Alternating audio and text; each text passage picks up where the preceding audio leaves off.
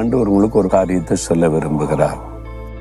1 Samuel 16:7 மனுஷன் முகத்தை பார்க்கிறான், கர்த்தரோ இருதயத்தை பார்க்கிறான். நம்ம ஒரு ஆளுடைய முகத்தை தான் பார்ப்போம், ஆனா அவருடைய இருதயத்தில் என்ன இருக்குன்னு தெரியுமா? ஆண்டவர் இருதயத்தை அறிந்தவர். மனுஷருடைய உள்ளத்தில் இருப்பதை இயேசு அறிந்திருந்தார் அப்படின்னு வேதத்தில் இருக்கிறாரு. ஒரு மனிதனை பார்த்த உடனே கபடில்லாத இருதயமா, சூதுவாத உள்ள இருதயமா, பொறாமை நிறைஞ்சிருக்கா, இச்சை இருக்குதா, எல்லாத்தையும் இயேசுக்கு தெரியும். நம்முடைய சிந்தனைகளை கூட தூரத்திலிருந்து அறிகிறவர். உங்களுடைய இருதயத்தில் இருக்கிற அவருக்கு தெரியும்.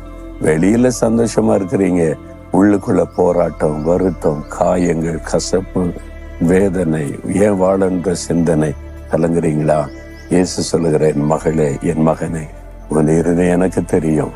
நான் உனக்காக மறிச்சேன், உனக்காக ரத்த சிந்தனை. நான் உன் காயத்தை கட்ட மாட்டேனா? நான் உன் பிரச்சனையை மாற்ற மாட்டேனா? நீ எதுக்கு சாகன்னு நினைக்கிற? நான் வாழ வைக்கிற ஆண்டவர். நீ வா, என்னிடத்தில் உன் கையை என் கையுடைய இணைத்துக்கொள், நான் உனக்கு உதவி செய்யறேன்னு சொல்றார். அதுக்குத்தான் நான் சிலுவைக்கு போனேன்.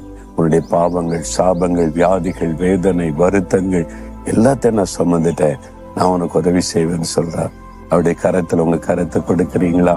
இயேசுவே, காயப்பட்ட உள்ளம், வேதனைப்பட்ட உள்ளம், ஆண்டவரே, இருதயத்திலே வாழ விருப்பமில்லாதபடி கசப்புகள், மரண போராட்டங்கள், தற்கொலை சிந்தனைகள், சோர்வுகள், கலக்கங்கள், பயங்கள், அதுல கஷ்டப்படுகிற உங்க பிள்ளைகளை தொடுங்க, இந்த மகளை தொடுங்க, இந்த மகனை தொடுங்க.